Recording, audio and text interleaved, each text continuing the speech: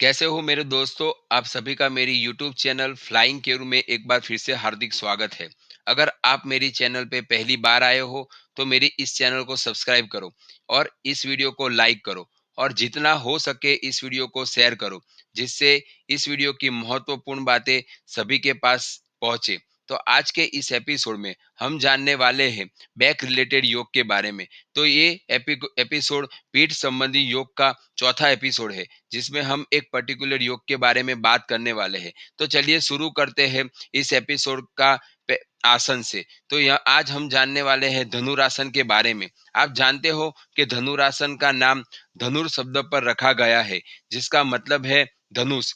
यह आसन आपकी रीढ़ की हड्डी के लिए बहुत ही फायदेमंद है।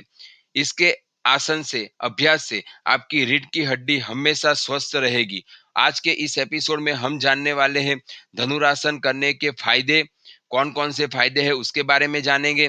बाद में हम जानेंगे कि धनुरासन करने से पहले हमें कौन कौन से आसन करने चाहिए, और उसके बाद में मैं आपको बताने वाला हूँ धनुरासन करने का सही तरीका। और अंत में हम जानेंगे धनुरासन करने के बाद हमें कौन से आसन करने चाहिए, जिससे हमें धनुरासन की महत्व फायदा मिल पाए।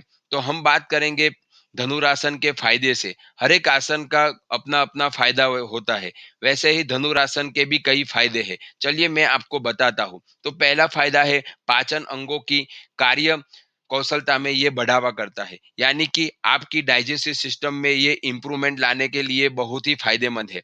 दूसरा फायदा ये है कि आप इस धनुरासन का नियमित अभ्यास करते हैं तो यह पेट और जांग के क्षेत्रों के आसपास बढ़ा हुआ फैट को कम करने के लिए भी फायदेमंद रहता है।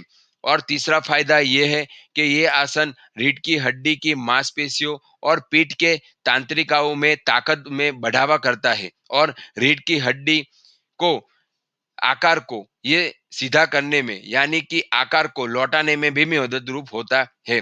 यह आसन बाजुओं और जांघों की मांसपेशियों को भी मजबूत बनाने के लिए महत्वपूर्ण है। और अंत में ये आसन करने से कब्ज, श्वसन विकास, पीठ दर्द, थकान, चिंता और मासिक धर्म में परेशान रोगी को ये बहुत ही फायदेमंद होता है। अब हम बात करने वाले हैं धनुरासन करने से पहले हमें कौन से आसन करने चाहिए उसके बारे में।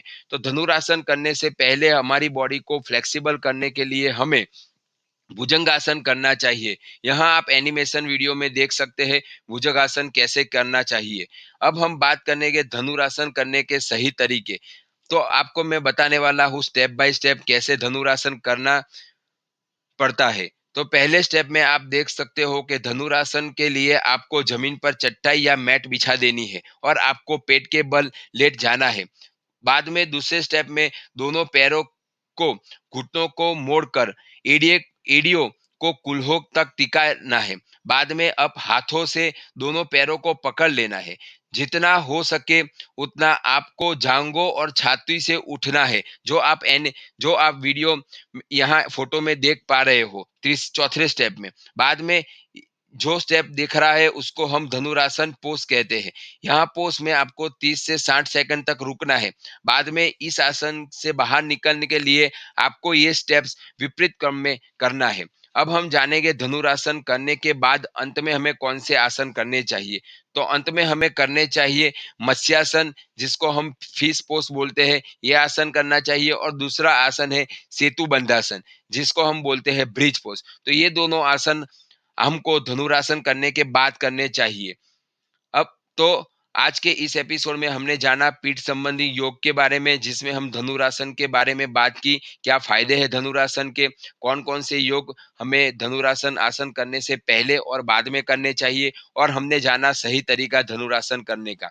अगर आपको ये वीडियो पसंद आया हो तो मेरी चैनल को सब्सक्राइब करो, इस वीडियो को लाइक करो और जितना हो सके उतना शेयर करो। धन्यवाद।